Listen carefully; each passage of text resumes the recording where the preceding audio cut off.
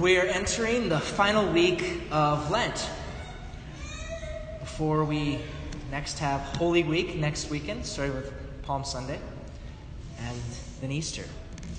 When we've been reflecting during this season upon fasting from sin, fasting from whatever habits we might have that we need God's grace to help us overcome. And we've been doing this, examining our conscience using the Ten Commandments.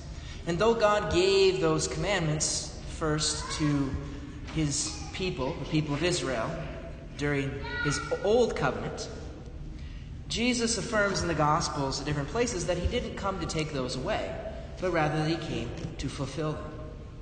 In Jesus, God brings about what we hear Jeremiah say in the first reading, that God has come to bring a new covenant. And in this new covenant, God says, I will place my laws within you, and I will write them upon your hearts. And so that's really why we've been going through those commandments, is because they're not just written on stone, but they're meant to be written upon our hearts. And in order to do that, we need to reflect upon them. And so we've gone through all of the commandments, and we're left now with one, just the 8th commandment. You shall not bear false witness against your neighbor. And so this commandment calls us to honor and to witness to what is true, both in what we say and in what we do. And even small lies, those are still lies and are still sinful. To speak the truth is to say what objectively is. If we say of what is that it is, then we're speaking the truth. Of course, when we speak, we do also have to act with discretion sometimes, because there can be cases in which not everyone has the right to all information. So, for example, there may be times when secrets are required to be kept, like when you've promised to do so for someone, or maybe one's profession requires confidentiality.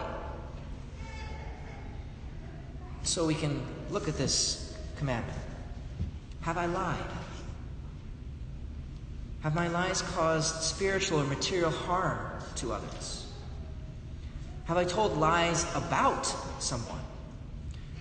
The name for that is calumny or slander. That's what that is. Have I injured others by revealing hidden faults, but that are true? That's called detraction. Did I commit perjury or lying under oath? Have I refused to stand up for the innocence of someone because of fear or selfishness? Have I engaged in uncharitable talk or gossip?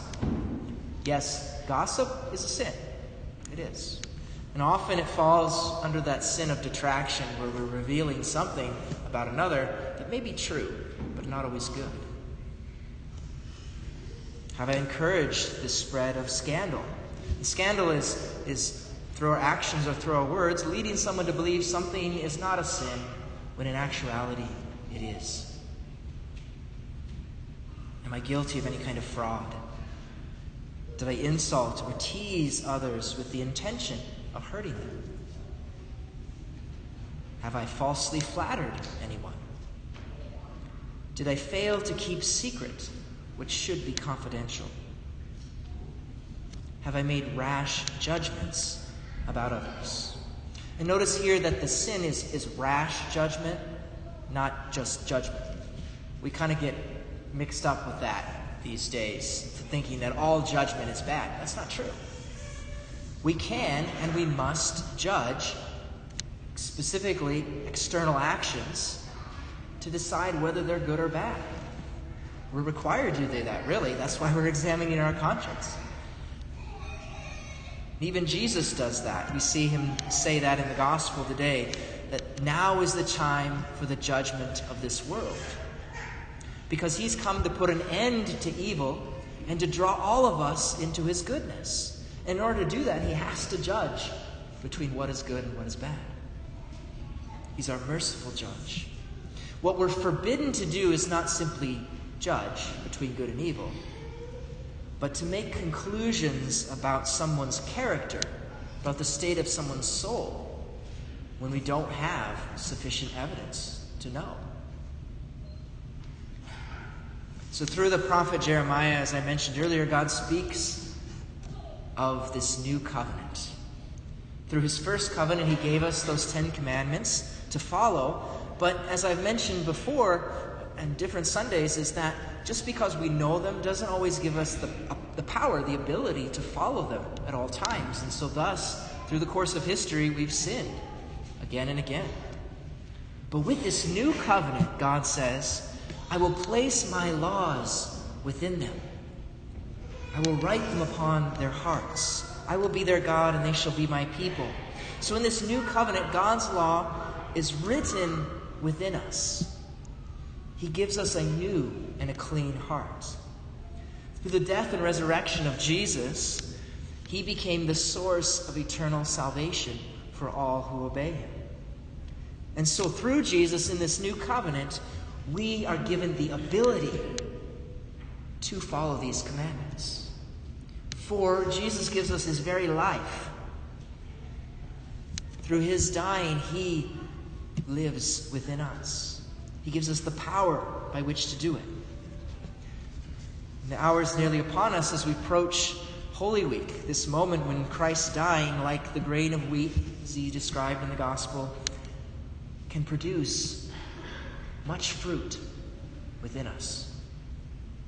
And so for us to enter into the sacred mysteries of our salvation means for us to be joined to Jesus every day, but especially during these times as we draw close to this passion and death, to die to our own selfish ways so that we can be united to him.